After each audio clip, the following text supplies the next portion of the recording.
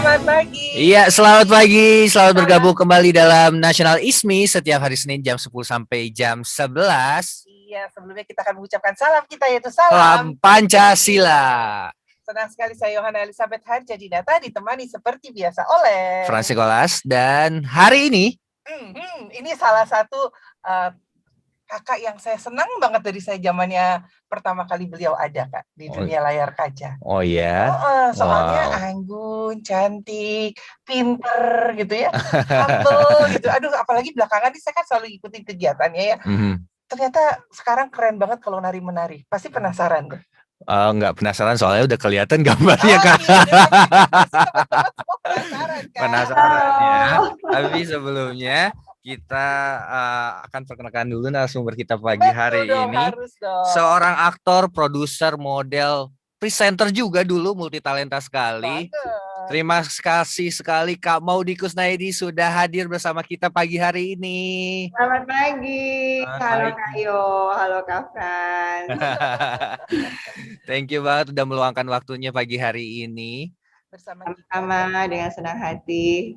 Iya, dan kita pagi hari ini juga akan berbicara tidak jauh-jauh dari Founding Father, karena masih di bulannya ya Kak ya. Iya, di bulan Juni berarti kita akan berbicara mengenai bulan Pancasila ya. Bulan Pancasila juga, dan kami juga mengucapkan terima kasih untuk Kementerian Dalam Negeri. Betul, dan juga Yayasan Bentang Merah Putih. Yayasan Pandu Pemimpin Cinta Bangsa. Tandaseru.id. Karena Bahasa Cinta. Indonesiapersada.id. Dan Heartline Networking tentunya. Dan jangan lupa nasionalisme radikal. Nakal. Iya, nakal. Kan pakai bajunya tuh. Lucu deh kaosnya. Kok aku nggak dikasih sih? Saya nanti dikirimin. Tinggal langsung dikirim. Iya, terima kasih banyak Kak. Nah, pagi hari ini kita akan ngobrol-ngobrol tidak jauh dengan apa aktivitas yang saat ini sedang dan sudah mulai ya Kak, ada di hasil produksinya Kakak juga nih ya, yang ada tari-tariannya itu tuh. Nah, tema kita adalah apa tema kita kan? Oh, dia nanya loh. Putra Sang Fajar, Kak. Iya. Iya, jadi tanggal 6 Juni itu kan bertepatan dengan hari lahir dari Bung Karno, Kak. Dan di saat yang bersamaan juga pada tanggal 6 Juni kemarin itu mini series dari Suara Gahloka itu judulnya Besok atau Tidak Sama Sekali itu tayang Kak episode pertamanya, dan Kak Maudy Kusnaidi ini kembali memerankan sebagai Ibu Inggit Garnasih. Wah. Kamu penasaran nggak? Udah lihat belum beliau menari tangannya dengan lemah gemulai, tapi keren abis. Ada narinya deh Kak Yo. Dirimu tuh lagi belajar nari itu buat apa jadinya? Oh, beda ceritanya. Oh, berarti tidak ada, tapi akan ada yang berikutnya. Ya, ada. Udah juga sebenarnya. Oh, udah juga. Jadi kalau di mini seri Besok atau Tidak Sama Sekali, saya senang sekali dapat diajak terlibat oleh teman-teman dari Suara Gahloka. Ada Kang Vicky dan Kang Wawan Sofwan ini selain sebagai pemeran Bung Karno, karena beliau sudah memerankan monolog Bung Karno sampai dapat rekor muri kayo, sampai iya, dan kemudian dalam rangka memperingati ulang tahun Bung Karno yang kalau saya nggak salah 120 tahun, kalau saya nggak salah, mereka membuat mini seri itu dalam rangka menceritakan kembali dalam bentuk monolog cerita dari sejak dia masih di Hoscok Praminoto waktu itu sampai ke kemerdekaan. Nah, dalam perjalanan hidupnya Bung Karno tersebut muncullah orang-orang yang ikut terlibat atau mensupport dalam perjalanan perjuangan tersebut. Salah satunya Bu Inggit gitu. Nah, tapi kan ceritanya karena panjang sekali dan dibentuk dalam monolog, hanya diambil spesifikasi untuk adegan Inggit itu bagaimana ketika Inggit membantu perjuangan Bung Karno dalam membuat pledoi pembelaan untuk Indonesia menggugat ya, kalau saya nggak salah. Betul. Ya, jadi ketika Inggit menceritakan bagaimana Bung Karno minta diselundupkan buku-buku ke dalam penjara di Bancai, bagaimana Inggit harus mengambil buku-buku dari Jakarta, dari kawan-kawannya Bung Karno untuk diambil. Itu ngambil bukunya dari Jakarta aja, dari ceritanya tuh kayak situasinya tuh mencekam sekali, karena nggak semudah itu kan, nggak kayak kita ngambil Gojek gitu ngambilin buku gitu kan. Jadi harus lewat rute-rute yang berganti-ganti, harus penyamar, harus disembunyikan, sampai akhirnya nyampe di Bandung. Dari Bandung baru Bu Inggit menyelundupkan buku-buku itu ke penjara dengan menyelipkan di dalam stagen. Wow. Dalam kebaya. Nah, cerita ini tuh udah beberapa kali aku dengar dan aku baca gitu ya. Tapi ketika kemarin dalam adegan tersebut gitu ya, bermonolog, menceritakan kejadian itu, dan adegan masukin buku ke stagar itu ternyata nggak mudah ya. Susah ya perjuangan ya Kak ya. Iya, dan aku tuh udah berusaha sekali puasa dan diet gitu ya, supaya lingkar perutnya agak mengecil,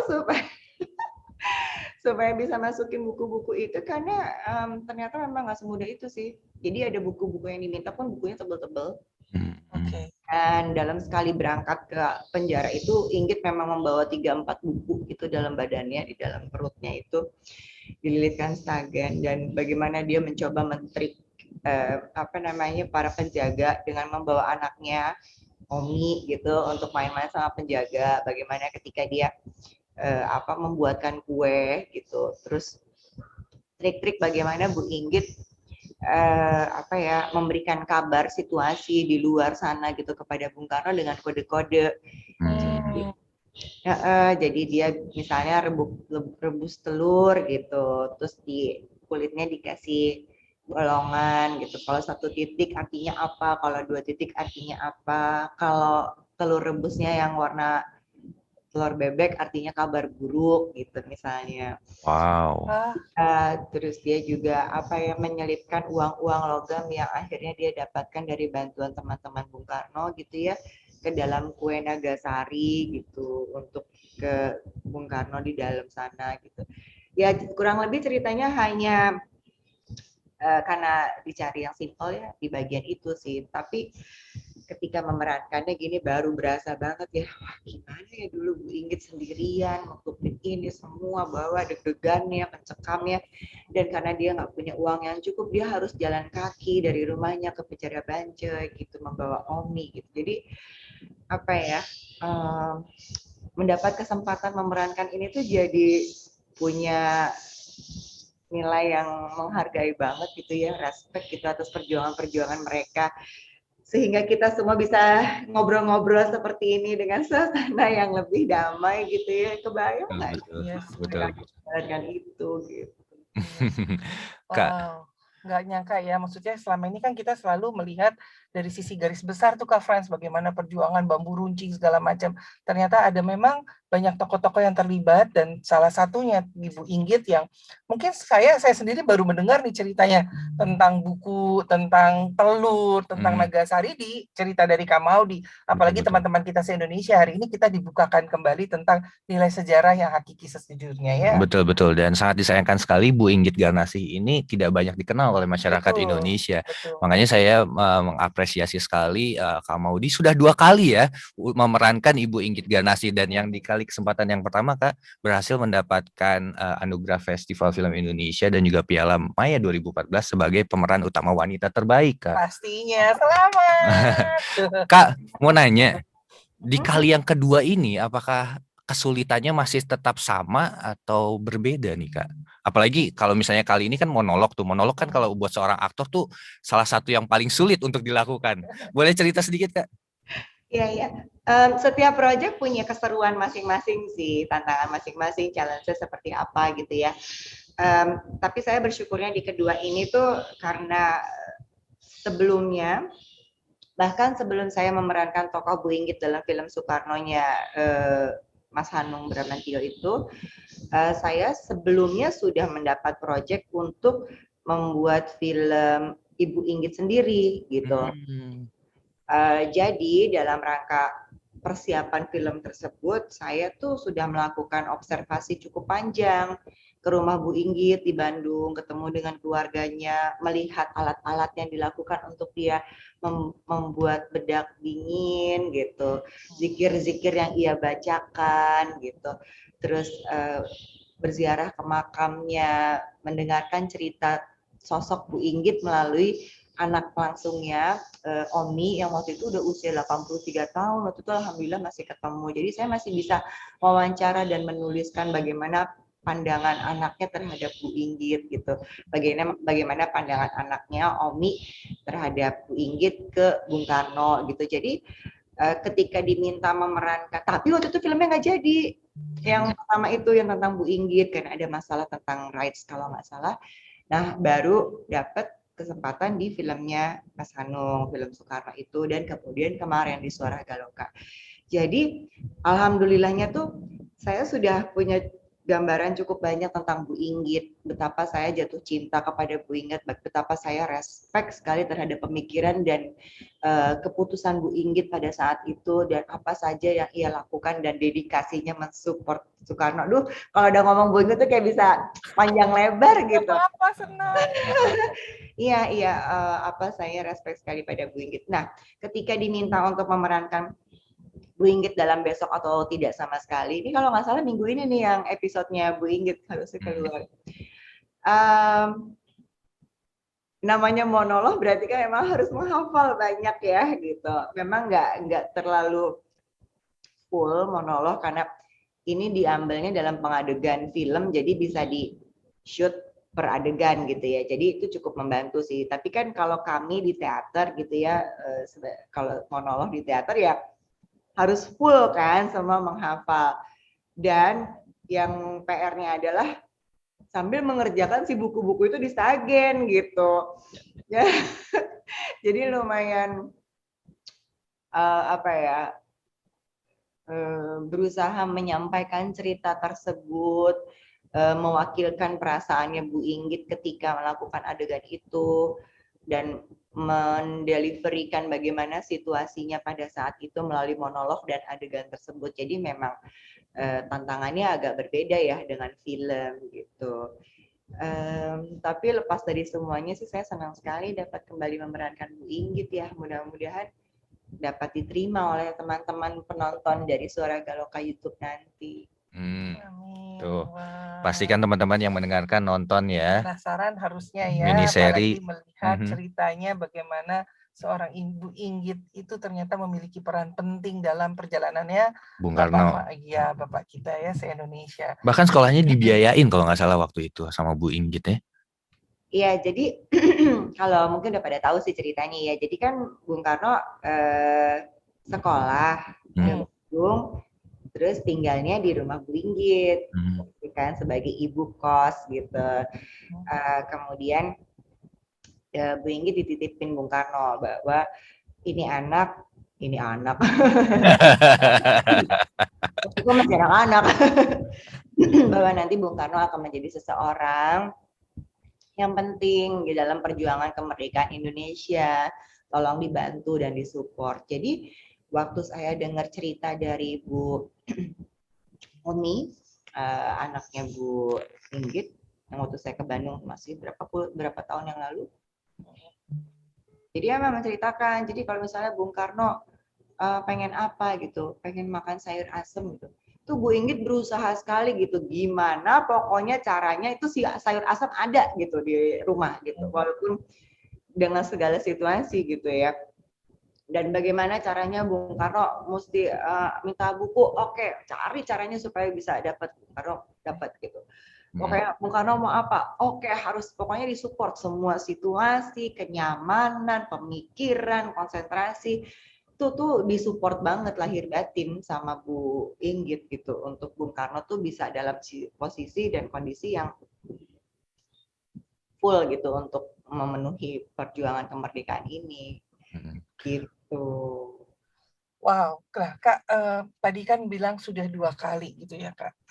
Ada nggak sih misalnya kepikiran dalam benak Kakak akan ada orang kalau ngelihat kakak tuh otomatis kayaknya oh ini Inggit perannya kayak zamannya dulu itu serinya gitu kan, oh kalau ini pasti si Z itu gitu Kak.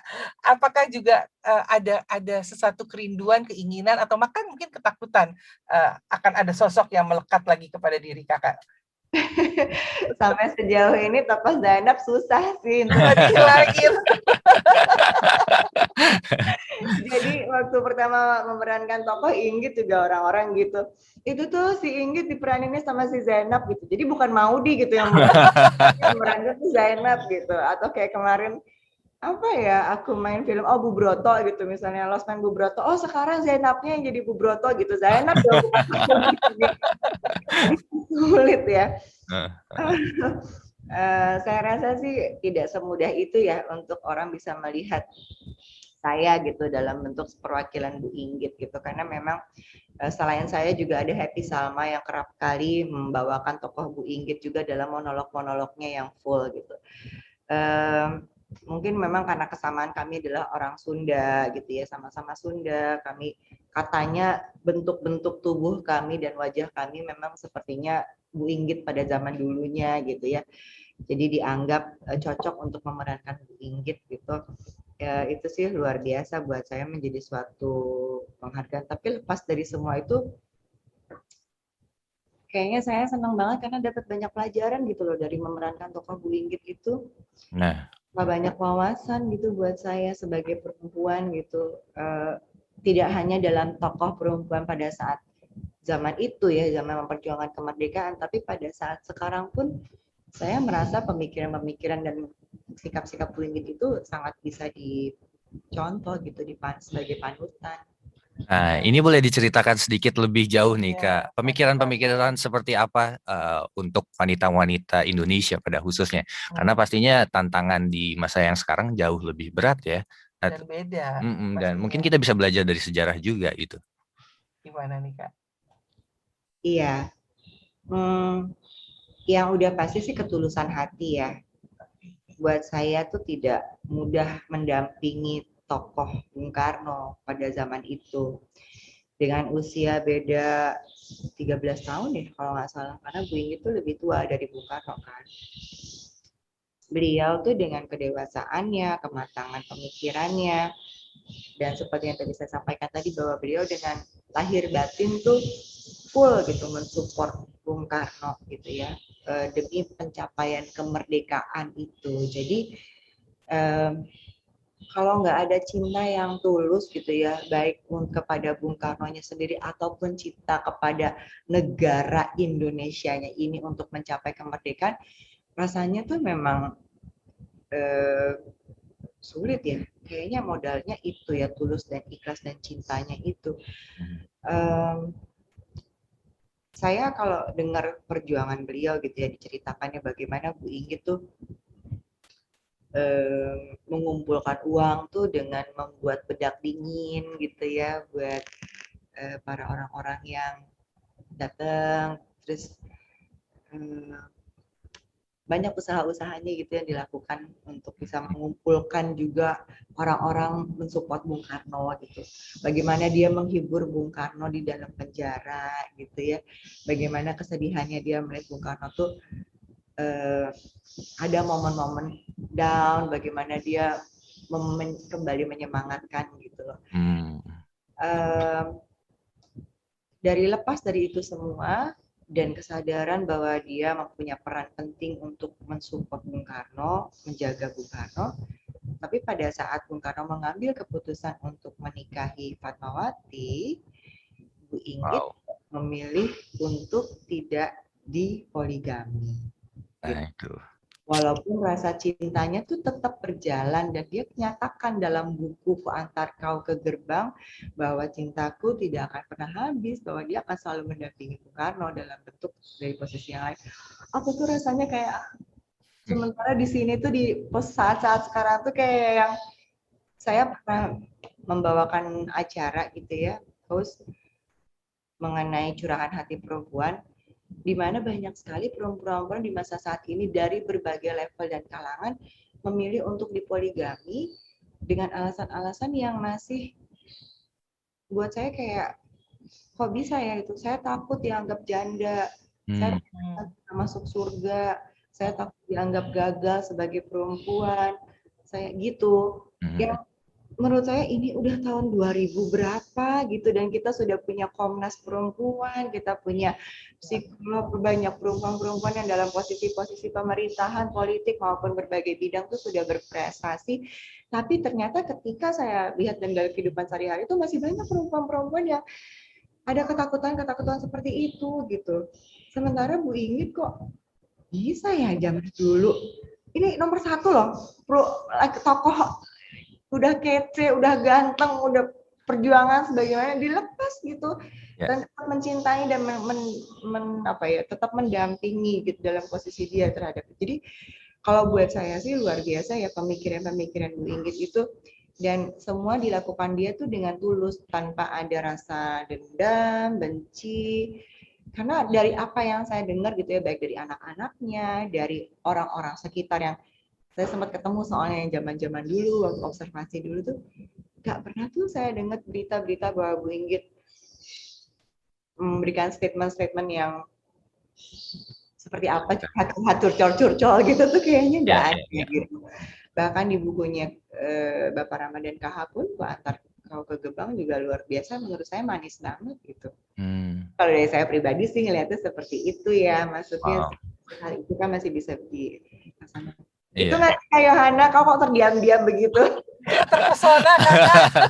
Butuh kekuatan yang luar biasa untuk bisa tulus, bisa mencintai. Jadi kalimat ketulusan hati itu dua kata yang memiliki makna sangat dalam, Kak Frans. Saya berpikir, dan makanya saya diam tuh terpesona mendengar paparan dari Kak Maudy gitu ya, bagaimana seorang wanita di zamannya dibandingkan dengan sekarang. Nah, ini mungkin menjadi pelajaran tidak hanya wanita, tetapi juga semua kaum di Indonesia, khususnya kita kalau mencintai negara kita secara tulus, ambil tokoh dari Ibu Ingrid, harusnya bisa membuat negara kita ini jauh lebih harum dan luar biasa keren gitu ya. Tidak hanya asas gotong royong yang dikenal, tetapi juga akan tumbuh nilai-nilai Pancasila yang bisa merefleksikan dari Republik kita sendiri. Jadi memang belajar bertulus hati dari apa yang Kakak sampaikan dan saya dengar itu sesuatu yang tidak mudah dan harus kayaknya dipupuk, dilatih gitu ya, nggak bisa yang tiba-tiba, saya mau tulus hati, tapi ya perilakunya enggak gitu kan, benar nggak? Betul. Dan bagaimana beliau gitu ya dengan tulus, saya senang kali merinding Kak, menghantar ke gerbang itu, saya mencoba membayangkan gitu dengan kalau kita nih sekarang, apa sih lo selingkuh udahan gitu, atau marah terus dijelek-jelekin gitu ya, dimusuhin, dibullying, tapi beliau enggak gitu, tetap berbesar hati. Itu saya dari tadi kebayangin kok bisa ya gitu loh. Exactly. Itu kok bisa ya, hatinya terbuat dari apa sih? Betul. Rasanya di zaman sekarang ini memang kalau kan waktu itu dalam konteksnya memperjuangkan kemerdekaannya. Saat ini kan tugas kita adalah mengisi kemerdekaannya ya, menjaga kemerdekaannya, menjalankan kemerdekaannya. Saya rasa nilai-nilai cinta tulus untuk negara ini juga masih perlu diterapkan gitu, bahwa mencintai negara dengan ketulusan, nggak usah pakai emosi, nggak usah pakai saling menyalahkan, saling merasa benar sendiri, itu juga rasanya bisa mengisi kemerdekaan kita dengan lebih baik ya nggak sih? Betul. Dan rasanya Persatuan Indonesia ya. Dan rasanya juga kita kalau bisa melakukan itu gitu loh, para pejuang yang melihat di sana gitu, mereka akan bangga sekali ya, memberikan perjuangan mereka mencapai ke titik kemerdekaan, tapi kita bisa bertanggung jawab dengan kalimat tadi Kak mau dibilang tuh, mengisi, menjaga, merawat. Aduh, itu nggak gampang. Betul. Dan sedikit trivia juga buat para pendengar, Inggit Garnasy, Bu Inggit Garnasy ini sebenarnya nama aslinya adalah Garnasy, dari asal katanya dari Hegar dan Asih. Hegar itu mengangkat kalau nggak salah, Asih itu dari cinta kasih. Jadi memang sesuai dengan namanya ya berarti sifatnya. Representatifkan namanya. Hanya ngasih nama tuh mesti bener ya. Ya, betul. Doa buat kita. Betul sekali. Dan Kak, dari apa yang kamu diceritakan, sosok Inggit Garnasy berarti adalah salah satu sosok wanita yang kuat untuk bisa memberikan semuanya itu, cinta kasih, pengorbanan dan lain sebagainya. Nah, bukan sebuah kebetulan bagi saya, Kak Maudy juga diminta untuk memerankan keinginan generasi. Berarti ada kualitas tertentu yang dimiliki juga oleh Kak Maudy sebagai wanita yang kuat. Nah, Kak, pertanyaan saya adalah, bagi Kak Maudy, pandangan Kak Maudy, wanita yang kuat itu seperti apa sih? Aduh, bukan strong gitu ya. Nah, itu kita nge-gym yuk, Kak. lebih kuat melepaskan daripada ngangkat barbel kayaknya ya. Tulus lebih berat daripada. Saya bersyukur sih dalam perjalanan saya gitu ya, ketemu dengan beberapa atau banyak lah perempuan-perempuan yang menurut saya kuat gitu ya. Let's say deh, misalnya kemarin kita sempat ketemu dengan, bukan ketemu, ada Mbak Jasili gitu Valencia yang membuka rumah singgah untuk anak-anak kanker dari luar kota supaya ketika berobat di rumah sakit Darmais Jakarta punya rumah singgah gitu, karena kan untuk mereka yang dari luar kota kan sulit gitu ya. Jadi mereka menyediakan rumah untuk mereka tinggal secara gratis, juga fasilitas selama mereka berobat di Jakarta untuk pengidapatan kanker atau penyakit lain yang berat. Itu aja buat saya itu kuat loh. Masalahnya kuat hati gitu loh Kak Yo. Aku tuh datang juga udah kayak udah langsung terenyuh gitu ya. Juga perempuan-perempuan yang memang secara kuat hatinya tuh bisa mensupport, mempunyakan energi yang banyak untuk sekelilingnya. Karena buat saya perempuan itu punya tanggung jawab nggak hanya untuk dirinya sendiri, tapi juga keluarganya, ya suami, ya anak. Bahkan kalau memang sudah lebih dari menjaga keluarganya, bisa memberikan energi yang baik kepada lingkungan sekitarnya dalam situasi atau dalam lingkungan yang memang mereka ada dalam lingkungan tersebut gitu. Mungkin di lingkungan pendidikan, Mbak Butet Manurung misalnya, bisa tiba-tiba aja gitu pergi ke rimba, jatuh cinta, ngajarin anak-anak sekolah, pendidikan, dan sampai anak-anak sekarang yang di rimba sudah punya ilmu yang luar biasa untuk mempertahankan adat istiadatnya mereka, mempertahankan hutannya, rimbanya mereka, dalam kemampuan teknologi yang cukup baik dan pemahamannya gitu. Itu juga buat saya perempuan yang kuat gitu dalam merealisasikan cita-citanya demi lingkungan sekitar, untuk orang luar, orang yang banyak gitu. Kalau kuat buat diri sendiri mah kayak Zainab gitu ya, kuat-kuat aja gitu nungguin aku. Oke lah gitu ya. Tapi maksudnya yang bisa berjuang untuk lingkungan sekitar, komunitas yang banyak tuh rasanya banyak juga gitu. Saya melihatnya itu juga bisa memberikan inspirasi yang bahwa buat kita juga bisa ya, apa yang sudah kita lakukan ya. Apa dengan keluarga kita udah aman ya, apakah sudah bisa mensupport suami dan anak dengan baik ya di posisi yang terbaiknya gitu, dalam mencapai karirnya mungkin di kantor, bagaimana ketika mengambil anak-anak prestasi di sekolahnya, mungkin prestasi di hobinya, kegiatan ekstrakurikulernya, mungkin anak saya senangnya bola, sekarang senangnya basket gitu ya. Atau ya kalau saya kan senangnya passionnya di budaya, di seni, jadi senang sekali kalau misalnya bisa membantu atau ikut terlibat dalam kegiatan seni budaya yang juga tentu menyangkut sejarah-sejarah gitu kan. Jadi saya rasa sih kalau tadi Kak Yo bilang ya nggak mudah ya bisa menjaga, mengisi, merawat kemerdekaan, memang sih. Tapi kalau kita punya kecintaan, passion, minat kita di bidang apa yang kita suka, mungkin kita bisa menjalaninya dengan tulus, ikhlas, dan apa ya, merasa hal-hal yang berat itu dapat terlalui. Wow, thank you so much buat jawabannya. Ada salah satu yang di highlight, mungkin tadi apresiasi juga kepada seluruh ibu di Indonesia ya. Terkadang hal paling signifikan yang bisa kita lakukan bukan apa yang kita lakukan, tapi siapa yang kita besarkan gitu. Seorang ibu pasti membesarkan anak, membesarkan suami, itu adalah sebuah pengorbanan untuk tidak ada di depan, justru di belakang untuk mensupport. Betul. Itu sesuatu yang luar biasa. Setuju, jiwanya sekali. Sangat besar ya. Setuju, dan tapi saya juga nambahin Kak Frans sama Kak Maudy. Saya banyak sekali nih ketemu dengan teman-teman yang ibu gitu, terus merasa, aduh kayaknya saya nggak bisa ngapa-ngapain, lihat orang kerja, lihat si ini punya prestasi, punya penghasilan, tapi saya di rumah. Nah ini saya cuma pengen bersama-sama nih ingetin lagi buat seluruh Indonesia. Sebetulnya ibu rumah tangga itu pekerjaan yang tidak ada letihnya, tidak ada harus kalimat capek, nggak pernah tuh ada ada dan 24 jam per hari, 24/7. betul ya. Jadi perjuangannya itu justru lebih besar daripada kerja kantoran. Nah, apa yang mereka berikan di rumah buat anak-anak kayak Bu Inggit tadi ya, memberikan contoh kepada anaknya, dan itu akan membuat estafet gitu, estafet karakteristik yang benar-benar potensial, yang berjiwa emas. Nah, jadi jangan merasa, aduh saya ini di rumah doang loh, kok capek-capek sekolah, baliknya di rumah tuh enggak apa-apa, karena justru itu yang paling mutiara, yang luar biasa, yang kita bisa bilang it's not easy, tapi itu sudah dilakukan gitu kan. Nah, benar juga, tidak membesarkan suami tapi mendampingi suami, bagaimana ya itu tadi ya, kalau kebayang ke Bu Inggit ngeliat udah capek-capek dililit terus at the end nggak sama dia gitu rasanya, aduh gitu kan. Besar hatinya ini, nah perlu sekali kita juga banyak belajar. Nah, Kak Maudy, Kak, sebentar, ada satu fenomena menarik yang mau saya bahas sebenarnya. Apa tuh?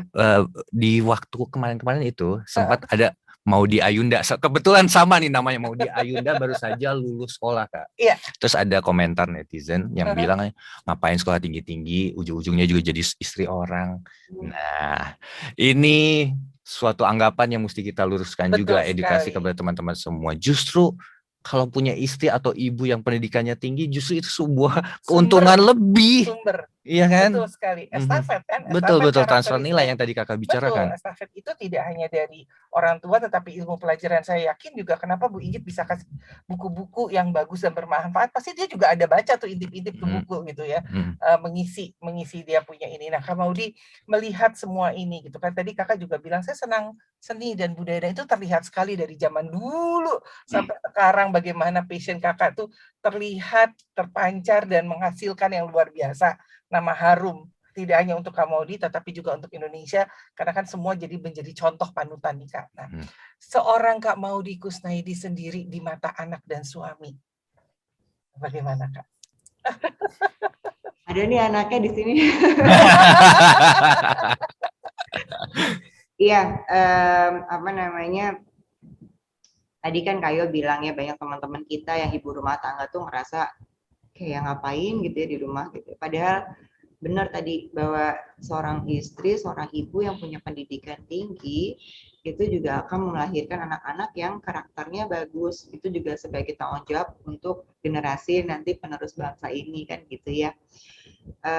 Dan saya merasa bahwa pendidikan itu bukan cuma urusan ilmu-ilmu aja sih, tapi bagaimana kita membangun kita kedisiplinan kita, punya tanggung jawab, bagaimana kita bekerja sama dalam tim, berkomunikasi dengan orang. Jadi kalau buat saya itu pendidikan penting bukan hanya sekedar ilmu dan nilainya atau angkanya gitu ya, tapi bagaimana kita menyelesaikan proses-proses dalam pembelajaran itu, level-level itu, kesulitan-kesulitan itu, karena buat saya ya proses sekolah itu bukan cuma ilmu tapi juga pembentukan karakter, bagaimana ketahanan, strengthen kita dalam hidup gitu. Nah, kalau di sisi lain, kalau saya sebagai ibu rumah tangga, sebagai ibu dari anak saya yang satu-satunya ini juga tetap sih ada struggle dalam kehidupan saya sebagai ibu maupun istri. Itu ada momen-momen yang ini aku tuh mesti gimana sih gitu, tuh ada momen-momen yang kayaknya aku ini mau jadi ibu yang baik aja kok susah banget sih gitu, tuh ada Kak Yo. Jadi ada momen-momen juga aku di momen-momen yang sholat tahajud dan curhat-curhat gitu ke Allah gitu nih, Allah mesti gimana, aku pengen jadi ibu yang baik, jadi istri yang baik, jalannya gimana, kok nggak ketemu, kok sulit gitu. Ada aja sih momen-momen kayak gitu. Jadi kadang-kadang kalau ditanya kebetulan juga anak saya karena satu-satunya laki-laki dan nggak tahu nih urusannya bintangnya sama tuh pengaruh nggak sih, jadi karakternya tuh sama banget ke saya gitu, kayak lihat cermin gitu. Jadi kadang-kadang ada momen-momen di mana kita tuh kayak bukan kayak di film-film Fuji film gitu loh, kayak seindah warna nggak gitu. Ada momen-momen kita apa ya, berantem, terus kita berusaha untuk bicara, diskusi, maksud mama tuh seperti ini, karena Edi tuh begini-begini. Kalau Edinya juga ngomong, iya, Edi ngerti, tapi mama juga mesti ngerti, karena Edi tuh mikirnya gini-gini gitu loh. Dan kebetulan karena punya suami yang sabar luar biasa ya, jadi dia mendamaikan dan kita selalu berusaha mencari solusi dengan ngobrol dan diskusi gitu. Pengennya apa sih, maunya gimana cari jalan keluarnya. masing-masing harus belajar untuk beradaptasi. Jadi saya juga ngerasanya iya ya, hidup berdampingan dalam rumah tangga tuh bukan berarti di awal aja gitu adaptasinya tuh selesai gitu, enggak ya, ini semakin bertambah, usianya nambah, kita masing-masing punya lingkungan. Dari yang biasanya kerja di luar, tiba-tiba pandemi semua ngumpul bertiga di rumah 24 jam, tetap aja ada friksi-friksi kan awal-awalnya, kayak ini sambil kerja loh gitu, ini enggak, kan di rumah, kalau di rumah nggak kerja juga gitu. Jadi ada hal-hal juga memang kita harus beradaptasi terus sih. Jadi kalau ditanya gitu ya gimana saya di mata suami dan anak, nggak bisa saya jawab, kayak mesti nanya sama orangnya. Tapi sudah menjawab. Sulit gitu, memang tetap aja ada momen-momen terpuruknya gitu. Terima kasih Kak, udah begitu ya, jujur. Kak Maudy bisa bercerita, artinya kita banyak belajar lagi nih. Tadi kan ibu-ibu yang atau generasi muda yang baru berumah tangga melihatnya itu seperti Fuji Film. Kamu tahu nggak Fuji Film? Tahu. Beda generasi. Tahu Kak. Kayak semua tuh warna asli. Gitu. Tidak seindah Instagram kalau zaman sekarang. Instagram gitu ya. Tapi seringkali memang sebagai orang tua kita seringkali merasa gagal untuk menjadi orang tua yang terbaik buat anak kita. Tapi sementara anak kita berpikir kalau kita adalah orang tua yang terbaik buat mereka. Betul sekali. Kamu ajak curhat kita bertiga hari ini ya. Iya, kita mesti seringkali nginget yang positif itu supaya kadang-kadang nggak cuma ada di pikiran kita doang soalnya. Benar-benar saling support dan saling mengingatkan tuh penting di usia-usia seperti ini. Kak, mungkin karena nggak kerasa ya waktunya ini. Tapi satu lagi pertanyaan. Satu pertanyaan boleh. Siapa? Siapa yang mau? Terserah. Sweet. Ayo. Saya. Ya, silakan.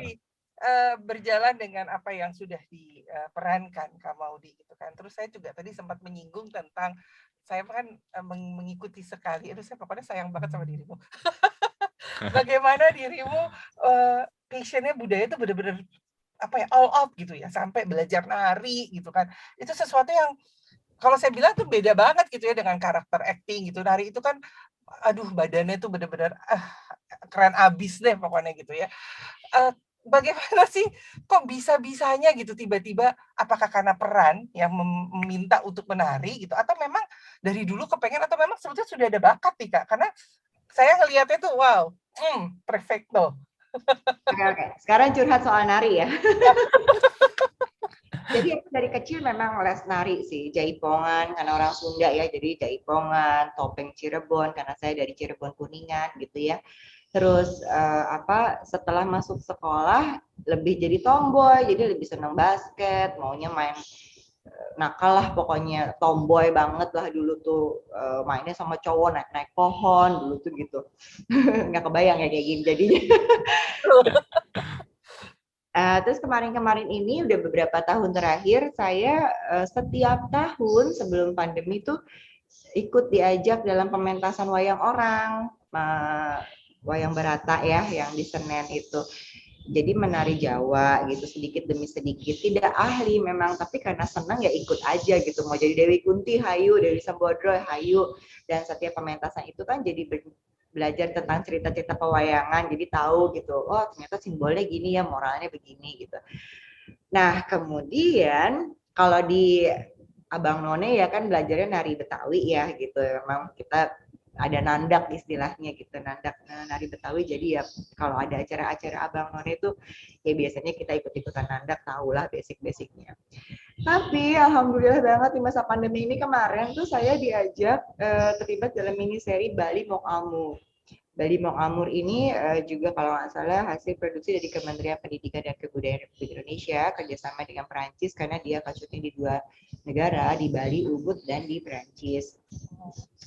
Ternyata saya sebagai penari Bali zaman dulunya gitu, yang sekarang sudah mengajar anak-anak gitu. Tapi ternyata dalam miniseri itu ada adegan nari tarian Olek Tambu Lilingan yang menceritakan tentang 2 kumbang yang berkejaran, main-main, bercanda-canda di taman bunga gitu. Jadi untuk kebutuhan syuting saya belajar tari oleh Tambu Lilingan itu di Priatan dengan maestro tari namanya Yana Gadung Oke. Oke. Maestro tari banget, ngajarin saya yang nggak pernah nari Bali sama sekali ya.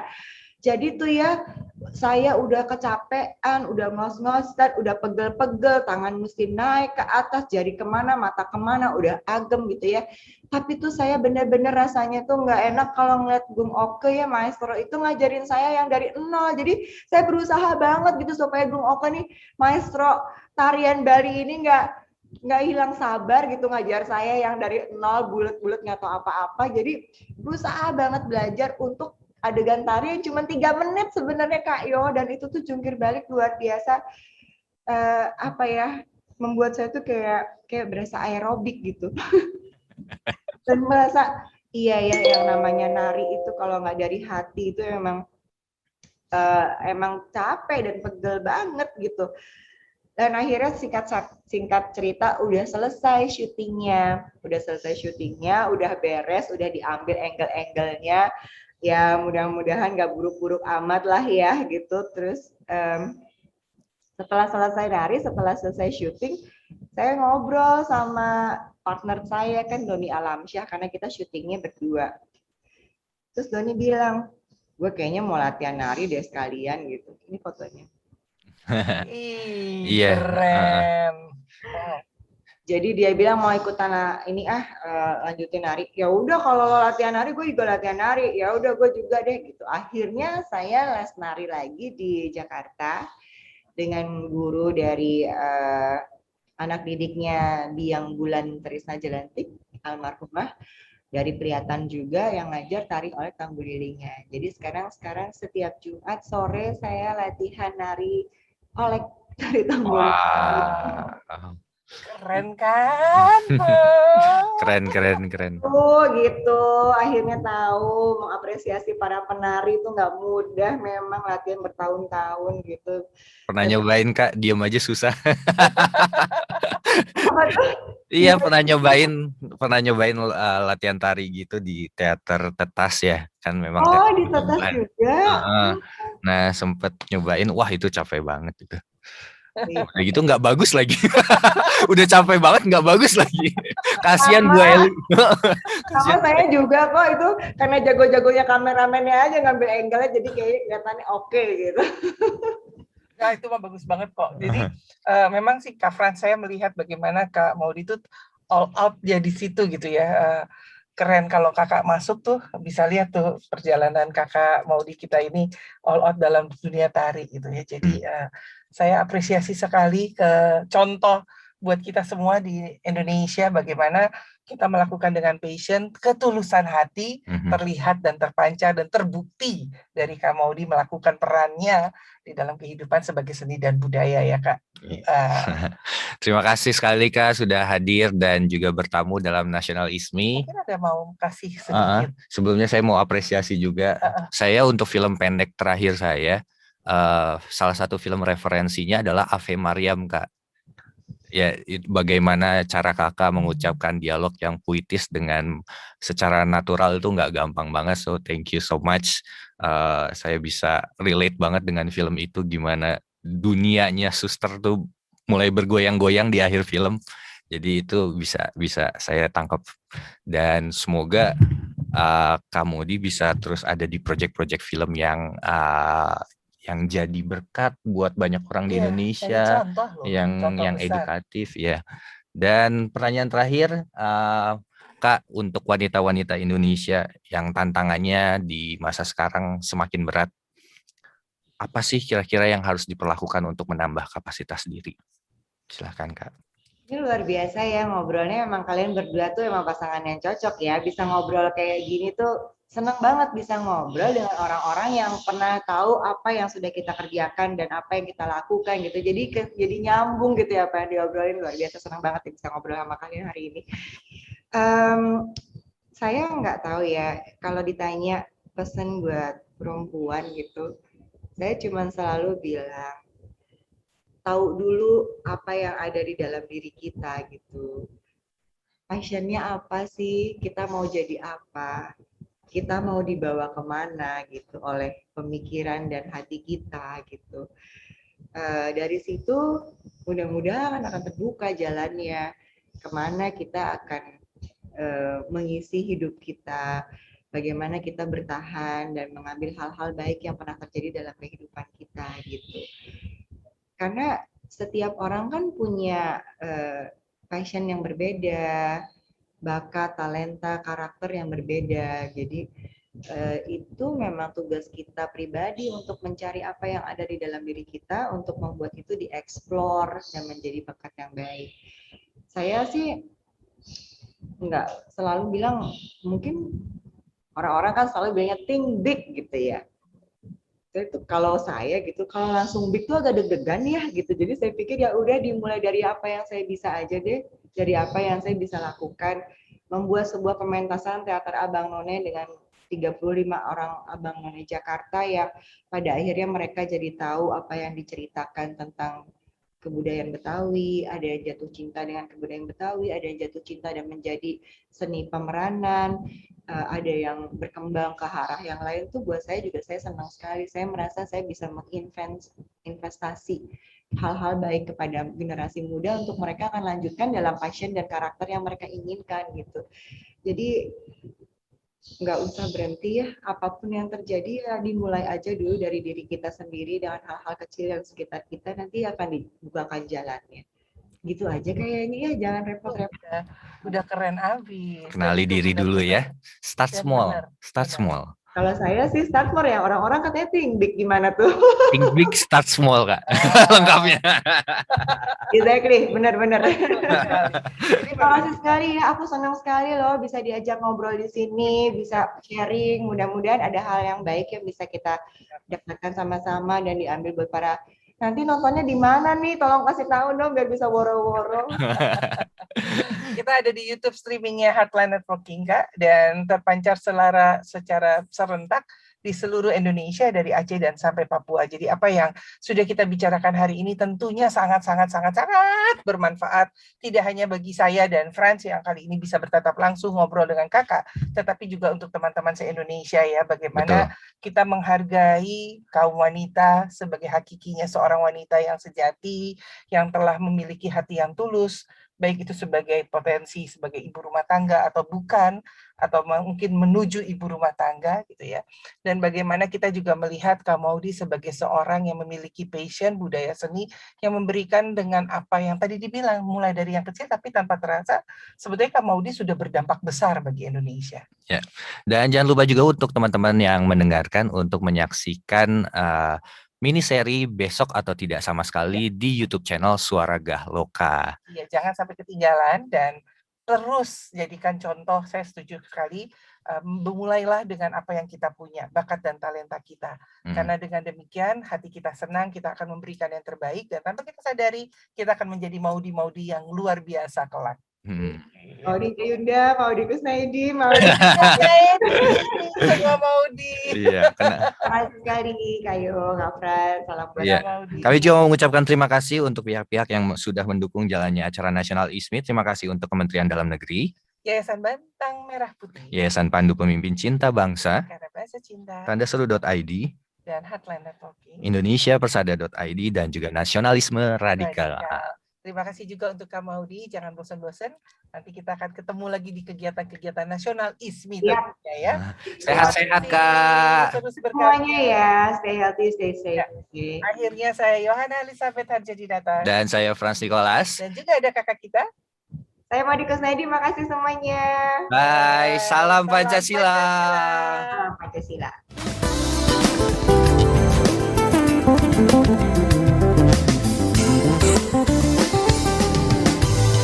100.6 Heartland